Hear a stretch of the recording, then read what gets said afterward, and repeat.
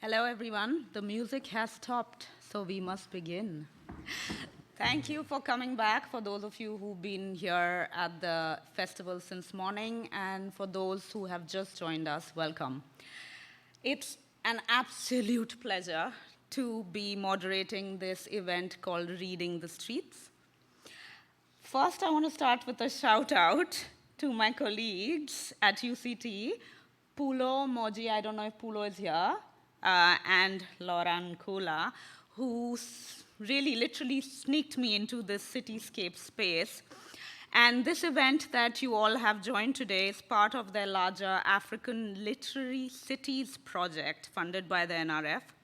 And the project examines the intersection of literariness and cityness through a dual focus on materiality and the imaginary. And what they're interested in doing is to map how the literary functions in placemaking in the context of dynamic African cities. So you'll get to hear more about all those keywords from the authors today. I'm Amrita, and I'm going to be your MC or moderator today, and I teach at the University of Cape Town in the sociology department, and in my academic avatar, I have nothing at all to do with streets or cities. I actually write books about reproductive and genetic justice. So you can see that trying to find a connection to the streets is almost impossible, but I do run this movement. I started this movement called Women Walk at Midnight in Cape Town. Some of you might be part of it, and some of you might have heard of it. If you haven't, please do see our Instagram page. And what we do in that movement is we read the streets together as women at night, at midnight, because as you can imagine, or as you know, as women in this space, that none of us can ever dream about walking the streets of Cape Town, walking the streets of South Africa. Sometimes we can't even imagine walking in the day, forget about night. We often do have to do it for work, but we do it with our hearts thumping, with our hearts in our mouth and mace in our hands. But as women walking together, we walk at midnight. We've walked now streets of Langa to Sea Point to Muizenberg to Khayelitsha. We walk together and we reclaim the streets at night. And I think that's the reason why they got me into this space. And what I learned by starting this movement and being part of it with now over 1,000 women in the past 2 years is that it's really hard to move away from safety and danger as the key themes to joy and pleasure and other forms of emotions. But when we walk as a collective, we can do that. Joy, pleasure, and other emotions are what we are going to be talking about today. We are not going to be just talking about reading the streets of a city. We've had a pre-meeting where we've discussed this. It's going to be way beyond that. We are going to be talking about longing, belonging, safety, danger, intersectionality, tentacles, aliens, virus, seeds, and many other things. But before I launch on, let me introduce you all to the 3 most fantastic people on stage with me.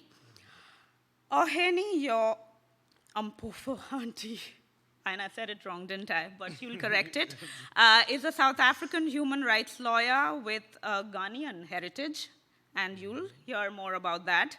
He is an alumni of University of Cape Town, where he obtained an LLB, and the University of California, Los Angeles, where he obtained an LLM in public interest law and policy, as well as critical race studies. So when it's your turn to ask questions, hammer in about that.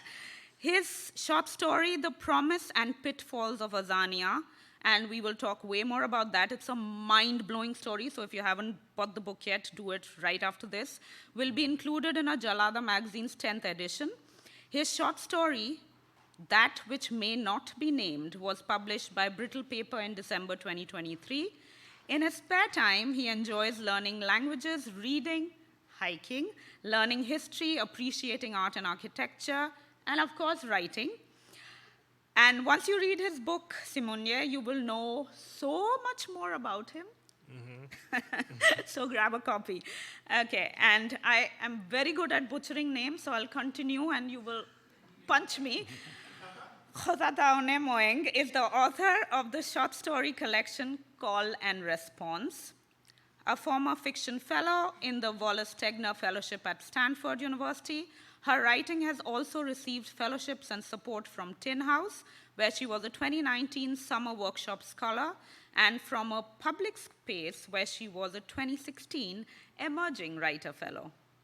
Her writing has appeared in Plowshares, Virginia Quarterly Review, and many other spaces. She holds a MFA Creative Writing Fiction from the University of Mississippi.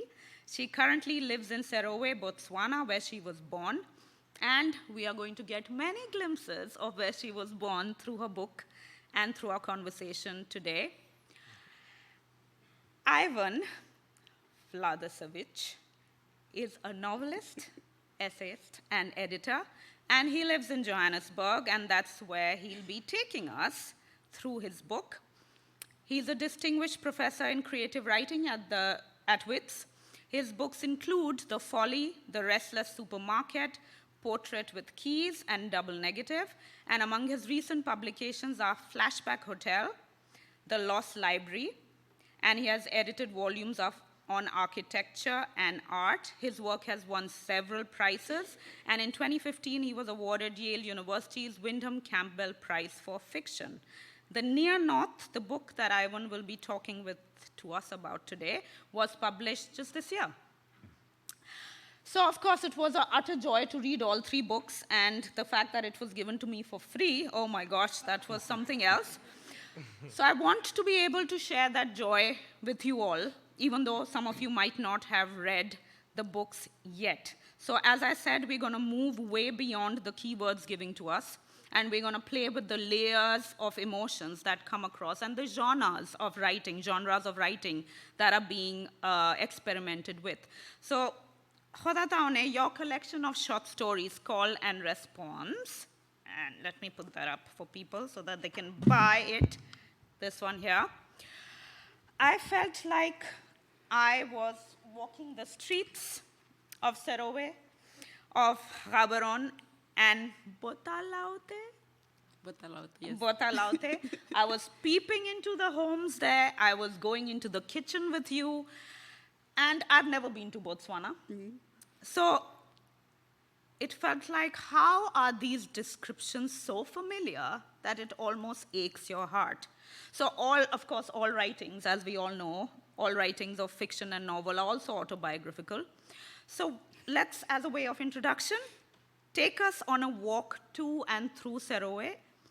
And if you could be in one of these stories, and if you could inhabit the body of one of those characters while you're taking us on a walk, do that. Oh my God. Wait, what is that? I should take you all on a walk through Serowe, through one of the stories in the book? Yes, why not? Do what you want, you're the author. Okay. Well, maybe I can talk about the first story in the collection, which is called Bothalaute. Bothalaute ward is my home ward. So I'm from the village of Serowe. Within Serowe, there are many different wards. Bothalaute is the ward that I was born in, where my family is from, and where I live right now. So in the story Bothalaute, it follows a young girl. It's a coming-of-age story. It follows a young girl who is falling in love for the first time and is, will have her first sexual encounter within the story. I guess if we're thinking about space, she is 15 years old. She has an auntie who is dying, and who's home and who's dying, and so her mom really expects her to stay at home. And the big event in the story is that there's a big wedding in the village, in the ward, that she really wants to go to because her friends are there and because there's a guy there that she's interested in, a boy. And so she's like prevented from going to the wedding because she has to stay home. So I guess it is thinking about the idea of obligation and duty for the young girl, or for like the gender roles for like the girl, like what sort of obligations how they have to balance the family obligations, family duties, versus like their own desires or self-autonomy. I don't know if I'm taking you through the streets of Gothataone. So for myself, I mean, I grew up there. I grew up in Sorowe, in Gothataone. I only lived there full-time when I was a child for about 5 years. And then I moved to Gaborone, where I spent maybe 15 years there before, you know, for the past 10 years, I've been sort of moving back and forth between the US and Botswana. And now I'm back living in Sorowe. So I don't know if I'm taking you through the streets. You I will take you through the streets as the talk goes on. Thank you. Ohene, so in many of your stories, you walk us through the queer spaces of Johannesburg and sometimes Cape Town. Mm-hmm. And you pick very, very familiar and everyday experiences, sometimes really awful, sometimes hilarious tensions of post-apartheid South Africa. And you do it with such skill that very often I laugh out loud. So hint, you guys need to buy the book. You laugh out loud, but sometimes you also make us cry. For instance, in Behind the Boer War Curtain. That made me cry. But I want you to do the same as Gothataone and inhabit a character from one of your stories, perhaps the one closest to you, if you prefer, and take us to a place in Johannesburg where you feel most at peace. Well, I think I'll take you to Duality is an Ancient Thing, which is, in one way, a love story between Sinkobile and Lesedi. And Lesedi has fled Cape Town to Johannesburg, but he finds a certain reverence in queer spaces in Johannesburg because you can feel safe being both black and queer in a way in Johannesburg in which that's not really possible in Cape Town. So there's this vibrant queer scene in Johannesburg where you have spaces which are made for queer people of color, by queer people of color, for queer people of color. Places like Vogue Nights Jersey with the voguing and the categories and the balls. And those are the kind of spaces that have really made me feel at peace because I can take my blackness and Africanness and my queerness and feel like they're integrated. And often at times in South Africa, it feels like the different components of myself are competing to feel at peace in a space. And there's very few spaces where I feel that ease. Thank you. And Ivan, so I can't ask you to inhabit any character because you are the character in the book. But when I was reading your book, I felt like I know you so well. And it's kind of weird because you don't know me at all. But you have this wonderful way of mapping Josie with your pen, your heart, and your head. And it's not a novel, of course, Near North. You are very consciously and intentionally reading and writing the streets, which is very different from the other two panelists. You're writing and reading the streets of Johannesburg. But tell us a little bit about the journey and the mapping of the writing of Near North. Yeah, I must say I'm at a distinct advantage compared to my colleagues here who are having to talk about walking. When walking is only an aspect of the work, I'm lucky because so much of my book is about walking. I think I do a lot of walking, and I walk for pleasure, and I walk to understand where I am. So it's partly about understanding the place, allowing myself to feel that I belong there, those kind of things. And then it's also, I guess, an artistic method. So walking and observing and making notes has become very much a part of my writing process. And people who know my work would know Portrait with Keys was constructed a lot around walking. That was published 20 years ago. This book is a sort of companion piece. The mainspring of the book is that I've moved from the area of Johannesburg that I wrote about there. I've moved to the northern suburbs, to a part of Johannesburg where you apparently cannot walk. People say no one walks in the north of Joburg. And actually, some people do. Some people are compelled to walk. Some people do walk for pleasure, and some people walk for eccentric reasons, like as I do. So the book arose during the pandemic, and that was an interesting twist on walking, because very often when I was walking in the north of Joburg in the past, it was very empty comparatively.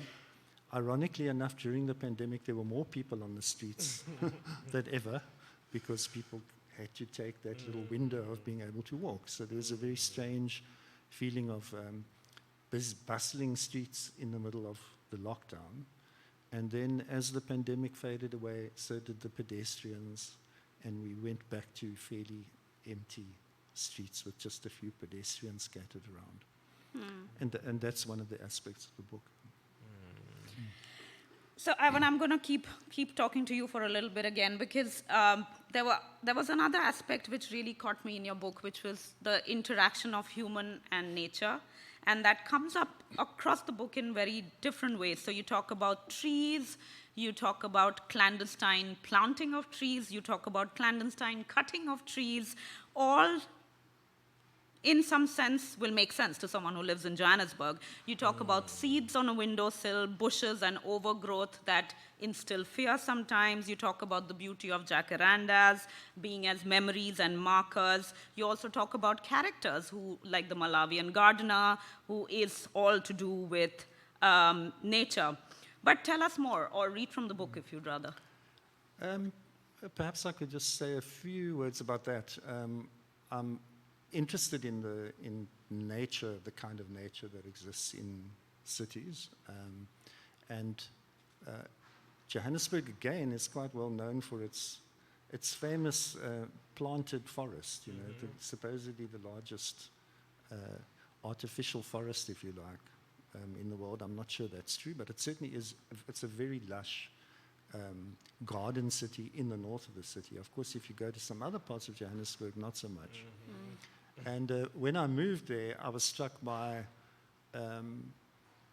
when you go walking, you have all these incredible gardens, but most of them are private, and over the years they've been walled off. So you can't enjoy them in the way that you should be able to, because Johannesburg is such a defended city. And so I was interested in that, and then before I left the eastern suburbs, I lived in Kensington and Troyville. I had a friend there who started making a public garden in about 2005. He decided to occupy a derelict plot where a house had been demolished on Langeman-Kop in Johannesburg, which some people may know, which is a sort of slightly uncultivated area. And he started making a garden there with the idea of creating a community space that people would come back to and rehabilitating the area. And so I had made notes at that time, thinking I would write something about that specifically. It never went anywhere. When I started writing about the private gardens of the north, I remembered my notes about this public garden. And I started revisiting the place, visiting my friend again, looking over the notes, and that became a central element of the book. The garden, the Langeman-Kop garden, is for me the heart of the book, and it's about it's an effort somewhat analogous to your walking at midnight effort. It's the effort to try and reverse some of the fractured, alienated ways in which we live, to create a space that will get people out of their houses and interacting with one another. How beautiful. Gothataone. So, as you said, absolutely, you are right that your book is not about cities only, but it is a lot about human-nature connections and those being fleshed out through relationships. So what came to my mind was, and of course many more things will come to your mind, but Mr. and Mrs. Keneke, and where the cattle and wife are literally getting pitted against one another in some way. but you will read it differently and you'll tell us why. But human nature is also interacting in many other stories. And what really got me thinking were the cattle posts, where you describe them in such delightful details. And around that masculinity. The wrath of masculinity, the wrath of a feudal lord beating someone up, but at the same time, the tenderness of masculinity and someone drinking from the teat of an animal, a man who will never actually make himself this vulnerable, look that vulnerable in a city. But these are just things that I picked up as the reader. Talk to us a little bit more about these stories and the beautiful stuff you've written about. Yeah, that's interesting that you picked those two out together. Because when I started working on, when Mrs. Kinnagai dreamt of snakes, I was interested in writing about the cattle post, which, do you guys know what a cattle post is? So in Botswana, we have like a 3-homing system. We have a home in the village, which is, well, traditionally, not now. Traditionally, we have like a 3-homing system. We have a home in the village. 3 homings, is that what you said? Yeah, like a 3-home system. Yeah. So we have, your home in the village, which is where you live most of the time, where you have all your social events, like your weddings and your funerals and all of these social events. And then you have we call it the lands, but it's where you grow your crops. And then you have your cattle post, which is where you keep your livestock and mostly your cattle. And the cattle post is mostly historically like men's domain. It's where the men are the caretakers of the cattle, and so that's where most of the time when the men are away from the village, they're in the cattle post taking care of their livestock. I mean, historically, not now, because now we live in the cities, right? So I was really interested in writing about the cattle post as a space because I just find it really interesting. I've actually never been to a cattle post. So really? I, very similarly to the character of Mrs. Kinnagai, I was very curious and I was just very curious about what happens at a cattle post, and I was kind of interested in the cattle post as in relation to the village and the lands where, the lands is where the women stay, mostly it's like the domain of the women. And so the cattle post for me seemed like a place that is, outside of like civilization, just in terms of like where the social sort of life takes place. It's like outside of civilization, very much a male domain. And then there is these master-servant relationships taking place there. And so it felt like it was an interesting place to think about, ideas of like personhood, who has the right to personhood, who, like the feudal relationship that you're talking about. So when I started working on Mrs. Kinnagai, that's what I was interested in exploring. But I couldn't really, at the time, like access like a male voice to pursue the story, to explore the story. So the story ended up being about this woman who feels very jealous, pitted against her husband's cattle because, the affection that she wants and the attention that she wants from her husband, she feels like her husband actually gives that attention to the cattle. Whenever he goes to the cattle post, he's always very grumpy. Before he goes to the cattle post, when he comes back from the cattle post, he's just like restored, just like so great. And she's just wondering what is going on at the cattle post, like what is he doing over there? So it was like an interesting. So but I did want to pursue the cattle post, like or explore the cattle post in a serious way, and I thought that the only way to do it is with having a male protagonist that would have reason to go to the cattle post and would have a better relationship with the cattle. And so in the longer story in the collection, Early Life and Education, which, part of it is this relationship between Moeng, who is the uncle of the main character, Larako. And so there's this moment of, I guess, like passing on this knowledge between the uncle and the nephew. Like, this is how to be a man, right? He's teaching him how to be a man, how to be, he's like a father figure for him because his mom got married to somebody else and he's been left behind.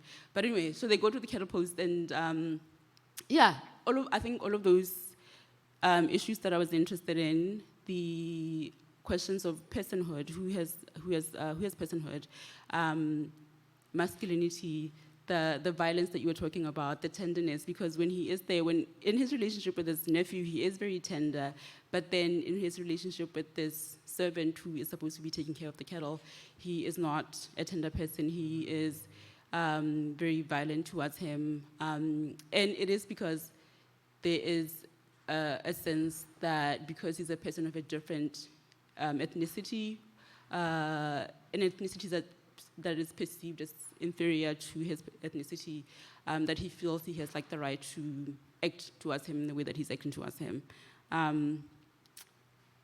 Yeah, did I answer your question? Yeah, absolutely. And they were also, what I recall is that it's not just the relation, cattle posts are defining not just his relationship with his nephew, but also his lack of relationship with his daughters. Yes, exactly, because he, I think the story says that, you know, he loves his nephew, like the love with which, the love that he gives to his nephew, the love that he should have been giving to his daughters, but because they're girls, he doesn't have, I don't know, like he doesn't feel as connected to them. He wants to teach him how to be a man. He doesn't teach them how to be men or how to be women. So he has like a much stronger connection with his nephew. Yeah. Okay, Ohene, so in Simunye, you do something quite different with human nature, and you talk much more, at least in one or two stories that really stand out for me, the human and transhuman interaction. So you're talking about androids, and you have a wonderful line there where you talk about androphobia. Maybe you can talk a little bit to the audience about that, but let me finish my question. So you talk about androids, you talk about aliens, you talk about monsters, and they come into your stories as seamlessly as trees, dogs, and bushes of Johannesburg. And in some sense, you seem to be doing some really beautiful and tricky stuff around experimenting with writing. So there's dystopia, utopia, familiarity, all kind of coming together. But as a reader, you don't feel jarred. You feel like, yeah, this is how it should have been, the writing. And through these tensions and experimentations, you are also being able to talk through time and space. So ancestors are coming and visiting, ghosts are coming, and Gothataone, you also do that. So there's no binary of tradition, modernity, future, present, and it is so beautiful. So talk to us about that. Well, I think the reason I tend to drift towards things which are somewhat supernatural is because it feels that there's ways to express feelings and emotions in things that don't exist in this world. And I think a lot of my writing centers around trying to heal and kind of the mental chatter and emotions that are within us. And so I like the idea of embodied emotions. So that's something that you see a lot throughout my stories, is where emotions become embodied. They become like a whole character. And part of that is personal with my own feelings and struggles with mental health, is that sometimes it feels that there are certain parts of myself which are so heavy that they feel like its own person that's separate from me. So in a way, it's to express both anguish and pain, but also reverence and joy. But with the androids in particular in the first story, and Azania, that's more of the legal nerd in me thinking, will there be a time when we ask the question whether androids are deserving of the same rights as human beings? And I think that's just because if you think about the fight for equality throughout history, there's always been groups who have claimed rights. So in more recent history, queer people and the LGBTQ community are beginning to get rights which are recognized. And so my mind begins to wonder what groups in the future who now don't have rights will begin to claim those rights. And this tension between things seeming to progress but be behind. So my niece, who's like two and a half, she'll be 3 in December, I often think how 20 years from now, certain things will seem normal and acceptable, And so we will then seem so backward. And how do we kind of navigate that difficulty with morality, that back then we were doing things which are now seen as terrible or horrific? So I like to play around those interesting questions of justice and what is right, what's acceptable, what isn't. Yeah, so that's kind of where it's coming from. So another one that you three make me weep over, I'm a weepy kind of a person, is the idea of homing and belonging. And it comes up in tangible objects for you, I think, Ivan, sometimes a snapshot, a familiar object, a seed on a windowsill, a hollyhock, or many different memories are evoked through that.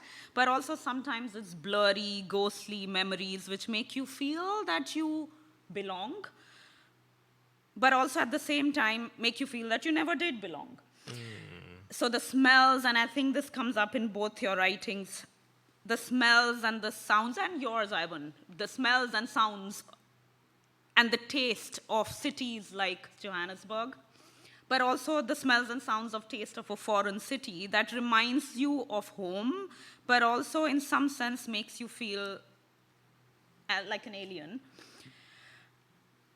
Gothataone, you have one character who has just arrived in Gaborone, I think, and everything seems so big to her at the beginning. And then I think it's the same character who comes back many years later, and everything, you call it tight-fisted. Everything seems so small after being part of the diaspora. And that's the kind of tension I feel that in yours as well, Ivan, when you are in one part of Johannesburg and then you revisit it after some time and it feels so unfamiliar. And there's a craving to find the familiar, but those familiar things have become ghosts now. They've just become shadows. So I'm not going to steal your words. I want you guys to talk to us about return, about returning to a space, returning to people, about homing, about belonging in these three books. Ivan, maybe you go because you haven't gone for a while. Yeah, I think that the sort of dynamic I spoke about at the beginning between the part of the city I used to live in and where I live now, I'm drawn back very frequently to the place I lived for so many years, in one house, in one neighborhood for more than 20 years.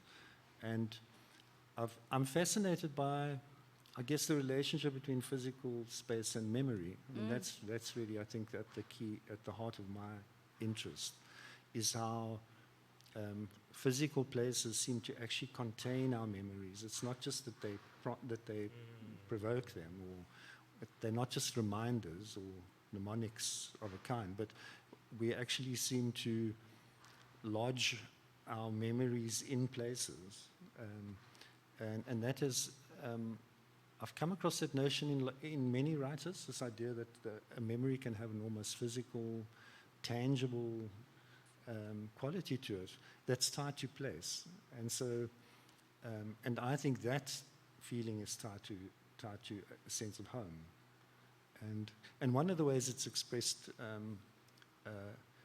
is in objects. People carry objects with them. I was once watching a news program about a migrant, and I think he had come across the Mediterranean from Libya into Italy, and he had carried with him some sand from his home country, and I think that's a sort of physical expression of something that people do in their memories, but it's fascinating that. It's embodied, to use the word you used earlier. It's actually an embodied physical aspect of memory. So, yeah. Gothataone, wasn't there a character who was actually eating mud? Yeah. Yes, one of my characters eats soil when she returns home after years in the US. Thinking about homing and returns, I guess in my work, there's a lot of movement between the village and the city. And there's also a lot of movement between well, not a lot, but there is some stories that where the characters leave Botswana and then come back to Botswana. But most of the stories about, there's a lot of movement between the village and the city, young women who grew up in the village, growing up and going to the city, and then at some point returning to the village. And I think somebody was asking me earlier, like, why are you doing this to these women? Like, none of them succeed in the city. They all do terribly in the city. Why do they have to go back? Which I think is really funny. But I think, I think most of my characters are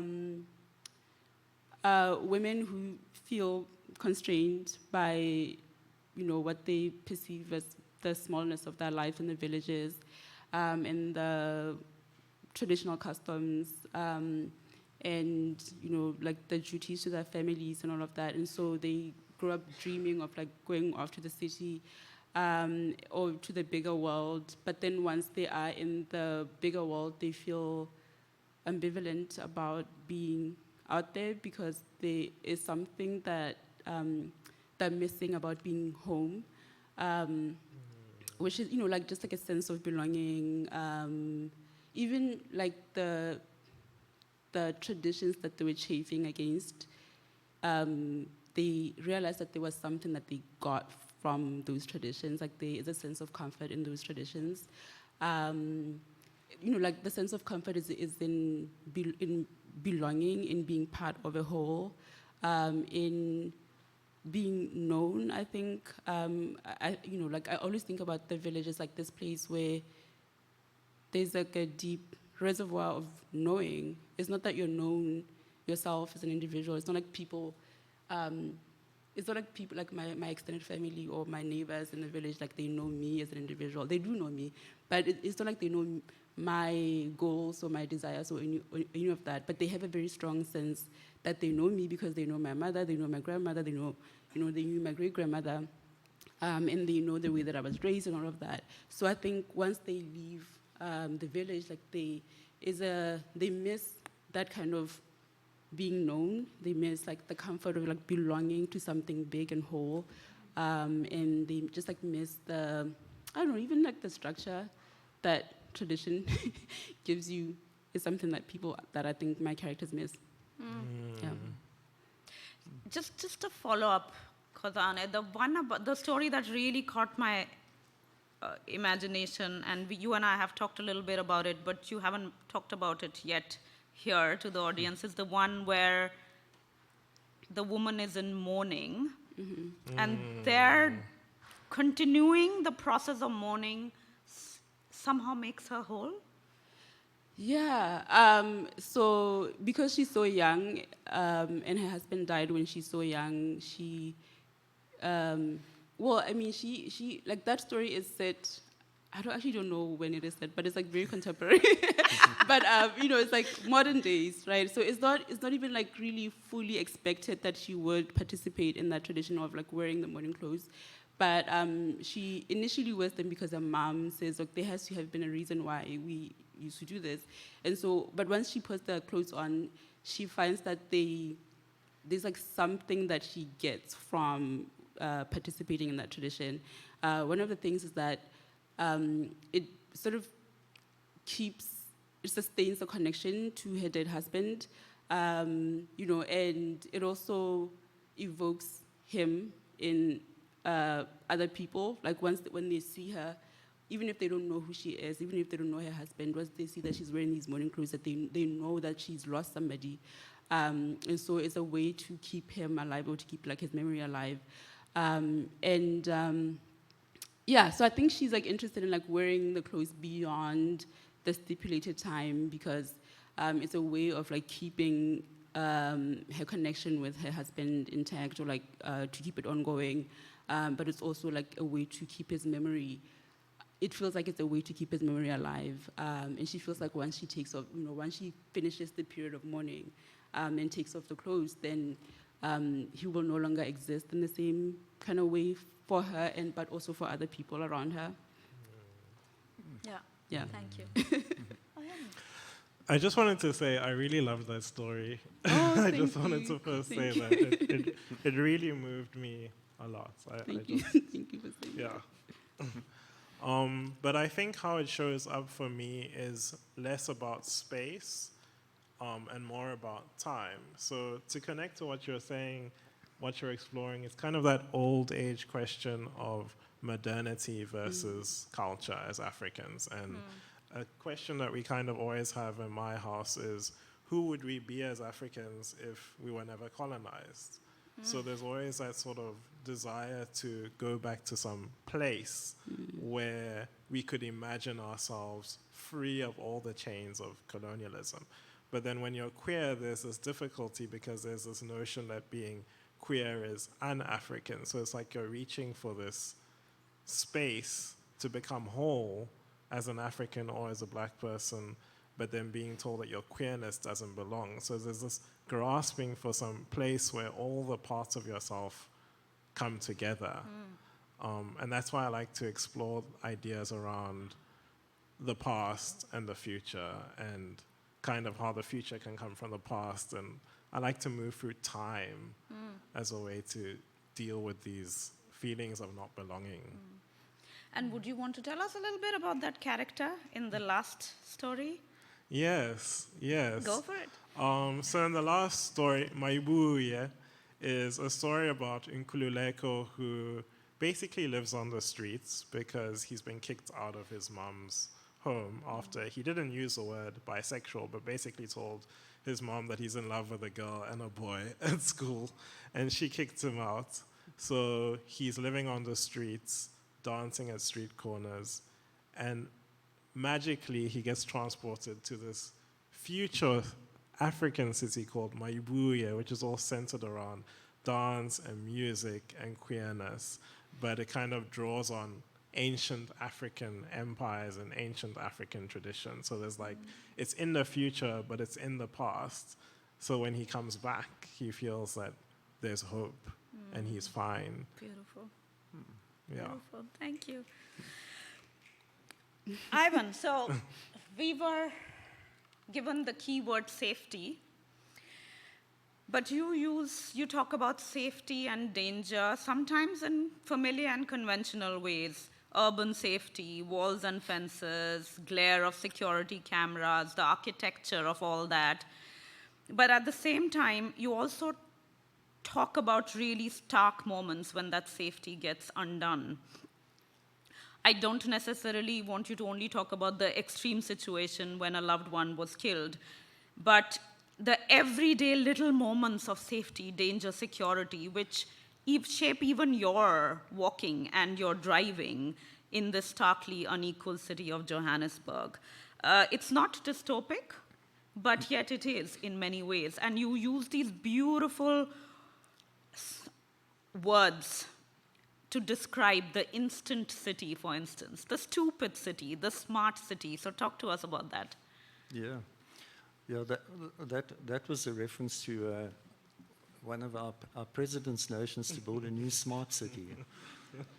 And there is it's a slightly sarcastic line, I must say. Yes, in it my was. book about perhaps focusing on the stupid cities we already have. But yeah, I think security, or insecurity, one should probably say. I think that whole aspect of our society is one of the most corrosive things that happens. Right? And there's a kind of self-perpetuating nature to the fact that we do live in dangerous places and dangerous cities, and in the fact that we focus so obsessively on trying to make ourselves safe. And Johannesburg is a perfect expression of that. Over the years, the retreat into private spaces, which one understands perfectly, many people have been threatened or harmed in public spaces. And so one understands the wish to get yourself out of that into a safe environment. But the defended private spaces that we create don't solve the problem. They actually exacerbate the problem. And I think the evidence of that is everywhere, that our cities have become less safe. And so I think that for me is a key question, and I don't have big answers to it. But I think what I try to do in my work is make precise or nuanced observations on how it works, how it actually feels to be afraid in public space, how it feels to be watched by cameras wherever you walk, even if you, as I am, relatively safe from those preoccupations of most householders. I understand that my position is quite a privileged one. When I walk around the suburbs, I'm not immediately suspicious to people, but I am nevertheless still part of that regime of surveillance and suspicion, and so I've tried to write about some of those things by picking up the kind of textures of it, how the security systems, what they actually like, the iconography of of security companies. Not so much in this book, but in my last book, what the signage tells you about how people conceive of these things. Yeah. Which reminds me, Ohene, of course, many of your characters are in the margins. They are wrapped up in tentacles. They are making sense of their sexuality. They're making sense of surviving as a black person or a black bisexual person in Johannesburg. But you also sometimes talk about danger in which sounds almost autobiographical. Are you a runner? I am a runner. I thought so. Yes. So there's this beautiful, beautiful imagery of running as a black man, the dangerous activity of running as a black man in the lily-white suburbs of Pretoria, which was something else. And talk to us a little bit about that, but also what we haven't talked much about yet, which is your other aspect of intersectionality, the dangers of being a migrant. And in the story that made me cry, the Boer War Curtains, you have this beautiful way of fleshing out the relationship/non-relationship between two black men. Yeah, so if I could start, in Pretoria, something which is really interesting is if you're walking on the streets in Pretoria, at least in my neighborhood, if you see another black person, you greet them, and it's this way of kind of just like, almost like a head nod kind of thing. If you see a white person, there's none of that.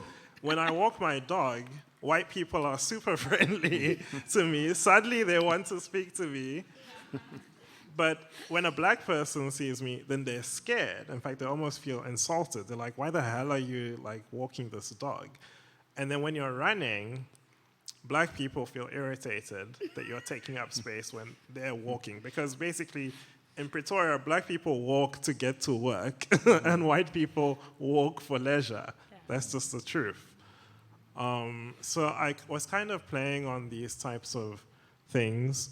And then when it comes to safety, on one hand, there's this long shadow of apartheid in South Africa where, as a black person, especially in spaces like Pretoria, which is very white and Afrikaans to this day, you often don't feel safe because you're made to feel that you don't belong there. But then there's like an added layer that's compounded when you're someone of mixed heritage. The minute your name comes up, someone sees your ID, people start interrogating where you're from. So both from black people and from white people, there's a sense that you're not safe.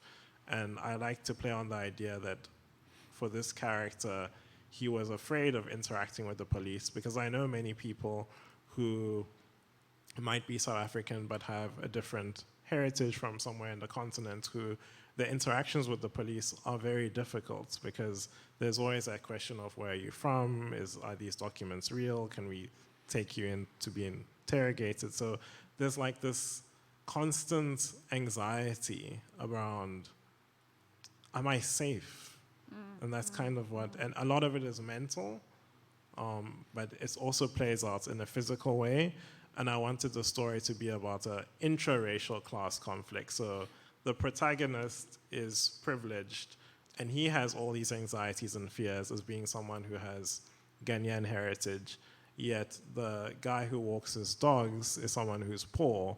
And so I won't spoil the story, but there's then this tension between the characters, both not feeling safe, but who's really privileged, who really isn't safe. Okay, I am mindful of the time, and I do want to let the audience speak as well, but I want to do one little game, which is, when I was young, we used to play this game called book cricket. I don't know if you've ever heard of it, but it's a totally random game, but when we would go on long train rides or bus rides, my sister and I would play book cricket. So we're gonna play book cricket for a couple of minutes, where I'll just give you a random page number, and each of you would open your book, the book that you have written, and read us an excerpt from that page, right? You don't have to explain anything to the audience. We leave it like abstract art for them to interpret, and then we'll go to Q&A, okay? So, Ivan, do you want to go first?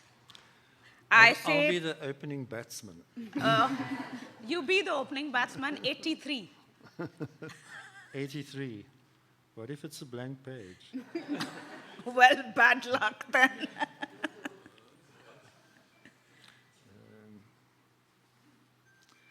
Well, this is a good choice. Was it random? Okay. On our regular walk through Saxonwold and Parkwood, Wantage Road brings Minky and me to the junction with Oxford, opposite these new buildings. We never cross at the traffic lights a little further north. A pedestrian in a crossing is a soft target, and it is safer to jaywalk. Some Joburgers habitually pick their way through paused traffic 2 or 3 cars back from the white lines. Crossing streets safely is a problem in most countries. In his book Traffic, Tom van der Bolt points out that cars knock down and kill more people in legal crosswalks than jaywalkers, and advises that careful jaywalking is probably the safest means of crossing a city street. So true. Okay, 83 at you too, Gothataone. 83? Okay.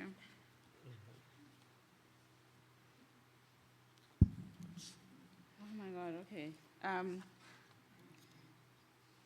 From the bus station, she walked over the bridge to the main mall. She arrived at dusk, just as the mall was assuming the lonely and empty face it wore in the evenings after the vendors packed up and the office workers hurried to catch their combis. Behind Epswana House, Pezzo waited for the traffic lights to change. An old man was sitting on the steps of the labor office, his clothes darker against the yellow paint of the building. Immediately, she pitied him, the way she always sorrowed at the sight of elderly people in Gaborone. Why were they here, subjecting themselves to the mercurialities of life in the city? Where were their children? I think the next sentence. Thank you. Ohene, 83.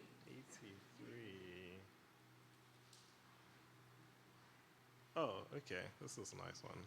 The House of Monati, as Nsicheko's home was named, was a sprawling compound made up of separate hut-like structures made of glass. There was a lush garden with a variety of African iris and yellow and purple hues, an assortment of fynbos, including proteas and beautiful orchids in red and pink hues. Nkululeko marveled at the magnificent home. Nsisheko asked him to take off his shoes when he entered the main house. All the furniture was made of wood. At the entrance were 2 chihuahua masks, each about 1 meter high. Oh, nice. All right, so we have a couple of minutes for questions. And I've been instructed that I can only take one at a go. So that hand went up first.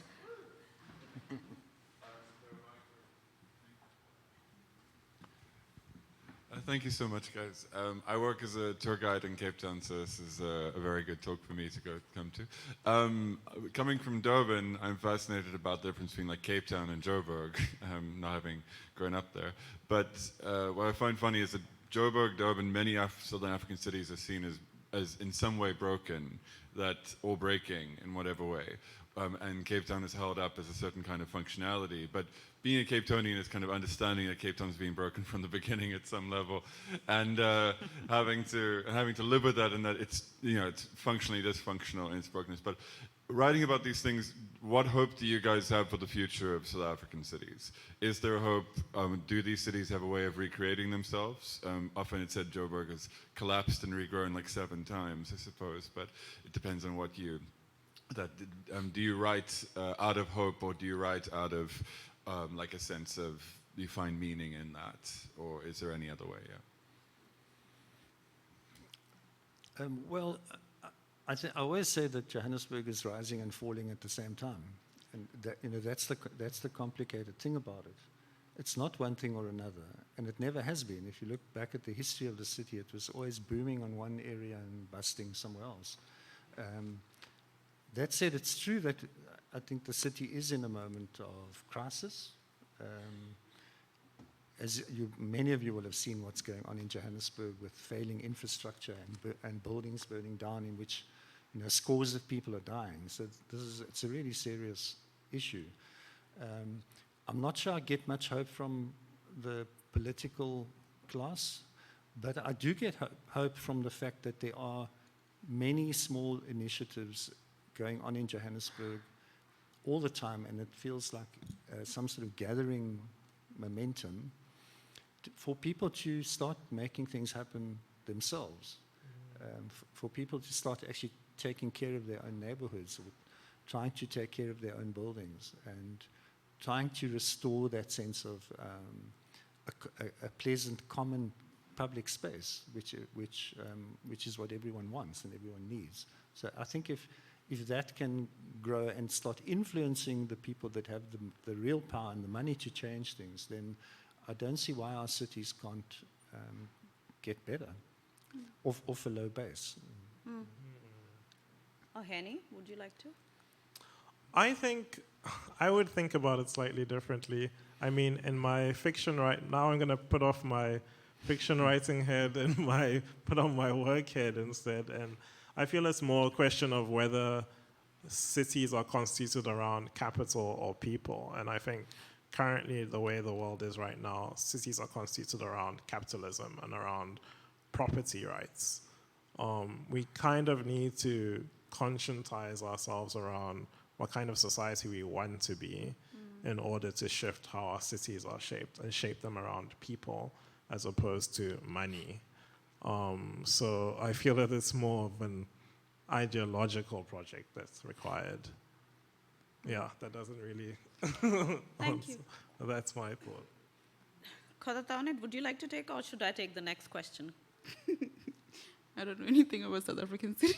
I thought so. That's why I didn't want to put you in that spot. But let's take another question. I saw a hand up there. Yeah, go ahead.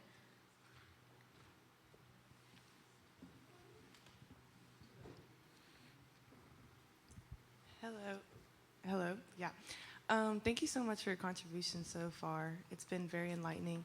I'd like to think that when you put pen to paper, the artist or the writer gets just as much impact as a lot of us readers do. So I am curious as to know what kind of internal reflections or responses have you gotten from compiling this work, whether it be personal or about the culture or societies you live in, or about the world in general. Gothataone, why don't you go first? Well, I mean, on a personal level, I think there's just like a great satisfaction and sense of accomplishment at, setting out to do something and then finishing it. So,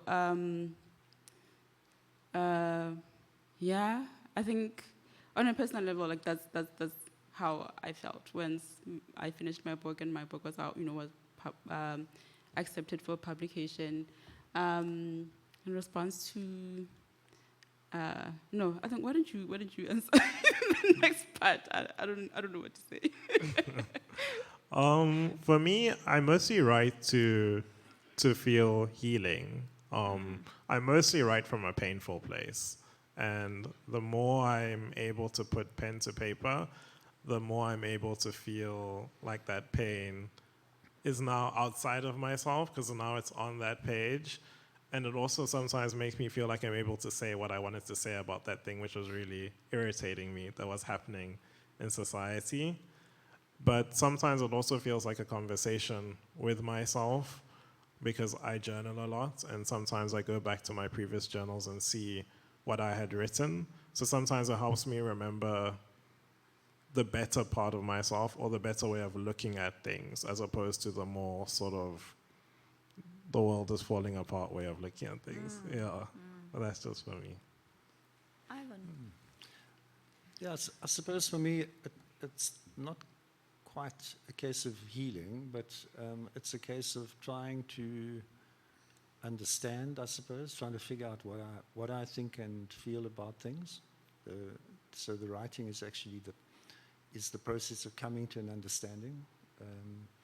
And that's true of this kind of writing, which is not in documentary kind of non-fiction and for fiction. I think you have even more freedom with fiction to try and figure out what it is what do you want to say. That's actually happens during the writing. And then hopefully having discovered something that's worth saying, it's a way of conveying that, expressing something that other people might benefit from in some way, whether it's being entertained or being enlightened in some way or infuriated or whatever. Somebody gets something from it. And I suppose I've been writing for so long that I can't really separate the writing as an activity outside of my life. It's become very much a way of being rather than simply an activity. And so it's just, in a sense, the satisfaction for me is it's how I live my life. I'm mindful of the time, and we are past time, so I will have to thank the authors and thank you all for being here and filling up this space. Look at this, amazing, and thank you for your questions. And big round of applause for the three of them.